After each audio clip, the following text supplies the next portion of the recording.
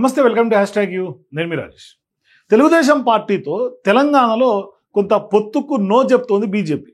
So వాస్తవానికి గత కొంతకాలంగా బీజేపీకి కొత్త అధ్యక్షుడు వచ్చిన తర్వాత వాళ్ళ వ్యూహాలు కొంత పదును చేస్తూ కొంత వ్యూహాత్మకంగానే బీజేపీ అడుగులు వేస్తోంది.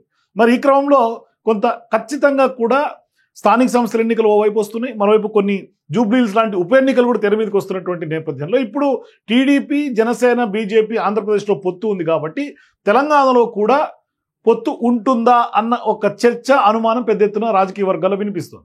మరి ఇటువంటి సందర్భాల్లో ఆ కొత్త అధ్యక్షుడు ఎవరైతే తెలంగాణకి నూతనంగా చార్జ్ తీసుకున్నారు రామచంద్రరావు, ఆయన ఒక స్పష్టత ఇచ్చారు. సో ఖచ్చితంగా ఏపీ మ్యాటర్ ఏపీనే, తెలంగాణ మ్యాటర్ తెలంగాణ. అంటే ఎక్కడ ఏమి అంటేనే ఖచ్చితంగా కొంత పొలిటికల్గా ఏ రాష్ట్రానికి ఆ రాష్ట్రం మ్యాటర్ వేరేగా అర్థం చేసుకోవాలి కాబట్టి స్పష్టంగా ఇక్కడ పొత్తు ఉండదు అంటూ కూడా ఆయన క్లారిటీ ఇచ్చేశారు. అంటే ఏపీ చూస్తే టీడీపీకి కొంత అక్కడ పెద్దన్నగా పాత్ర పోషిస్తోంది. బీజేపీ, జనసేన కూడా కలిసి ఇప్పుడు కూటమిగా అక్కడ కొనసాగుతుంది. మూడు పార్టీలు కలిసి పెద్ద ఎత్తున విజయ దుందుబి మోగించింది. సో బ్రహ్మాండమైనటువంటి మెజారిటీ వచ్చింది. దివ్యంగా అక్కడ ప్రభుత్వం ఏర్పడింది. కొంత వెనుదిరిగే చూసే పరిస్థితి లేకుండా కొంత దూసుకెళ్ళిపోతుంది. కలిసి ఉంటే కలదు సుఖం అనుకుంటూ కూడా అభివృద్ధిలో ముందుకు సాగుతున్నాయి మిత్రపక్షాలన్నీ కూడా. కానీ తెలంగాణలో మాత్రం కొంత సీన్ రివర్స్గా కనిపిస్తోంది. టీడీపీతో పొత్తు వద్దనుకుంటోంది బీజేపీ. మరి తెలంగాణలో బీజేపీ ఇప్పుడిప్పుడే కొంత రాజకీయంగా అవకాశాలు పెంచుకోవాలనే ప్రయత్నాలు చేస్తోంది. ఒకవైపు అధికారంలో ఉన్నటువంటి కాంగ్రెస్ పార్టీ తెలంగాణలో ఉంది. ఇక ఆ పార్టీకి కొంత చరిస్మాటిక్ లీడర్గా సీఎం రేవంత్ రెడ్డి ఉన్నారు.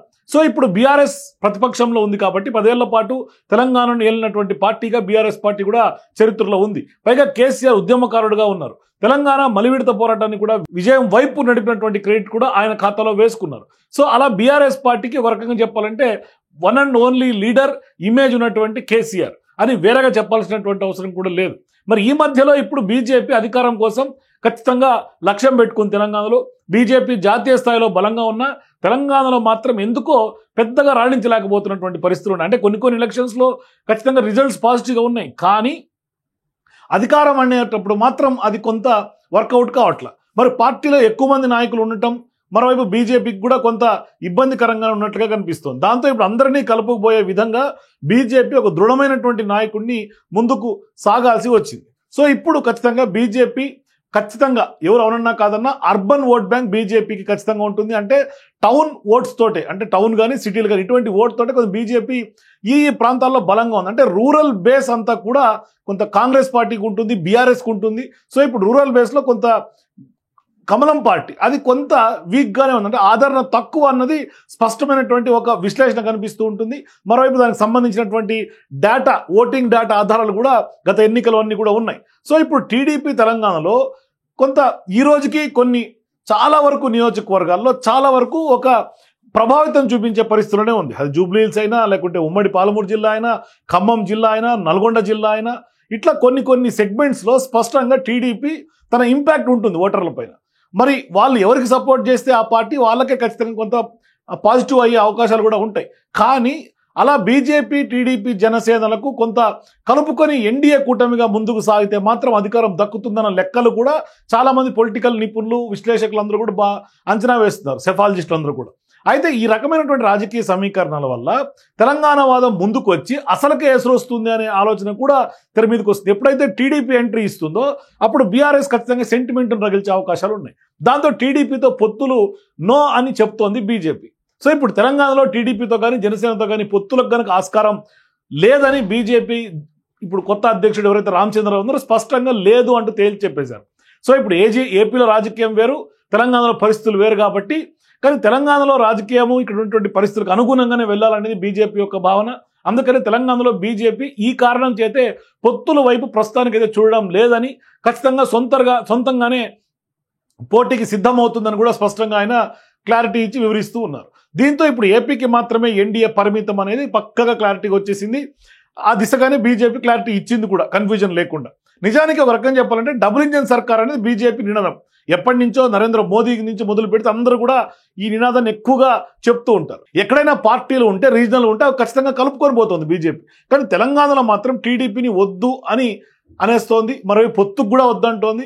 అలా కనుక పొత్తు కూడితే ఖచ్చితంగా బీఆర్ఎస్కి అది ఒక రకంగా చెప్పాలంటే రాజకీయ లబ్ధి జరిగే అవకాశం ఉంటుంది, ఒక ఆయుధంగా కూడా మార్చుకునే అవకాశాలు ఉంటాయనేది స్పష్టంగా అర్థమవుతుంది. అందుకే ఏపీకి చెందినటువంటి పార్టీలతో పొత్తులు వద్దని బీజేపీ ఖచ్చితంగా కోరుకుంటోంది. మరోవైపు ఖచ్చితంగా ఒకవేళ చేసుకోవడం వల్ల రాజకీయ చెలగాటం ఆడే అవకాశాలు ఉంటాయి అని కూడా ఒక రకంగా బీజేపీలో కలవరపాటు ఉంది. అందువల్లనే టీడీపీని కొంత తెలంగాణ వరకు మాత్రమే కొంత దూరంగానే ఉంటూ ఆంధ్రప్రదేశ్కి మాత్రమే పొత్తు కంటిన్యూ చేస్తూ తెలంగాణలో బీజేపీ ఒంటరిగానే పోటీ చేస్తే ఖచ్చితంగా సత్ఫలితాలు ఉంటాయి అని నమ్ముతోంది బీజేపీ. ఆ దిశగా బీజేపీలోనే చర్చ జరుగుతోంది. మరి చూడాలి భవిష్యత్తులో ఏం జరగబోతుంది. మరి ఈ పొత్తులు నిజంగానే లేకుండా ఇవాళ ఎన్నికలకు వెళ్తే ఖచ్చితంగా తెలంగాణలో బీజేపీ కలిసి వస్తుందా, లేదు అంటే మరి సీఎం రేవంత్ రెడ్డి మీద లేకుంటే కాంగ్రెస్ పార్టీ మీద ఉన్నటువంటి వ్యతిరేకతను మరి సక్సెస్ఫుల్గా బీఆర్ఎస్ కైవసం చేసుకుంటుందా, బీజేపీ కైవసం చేసుకుంటుందా?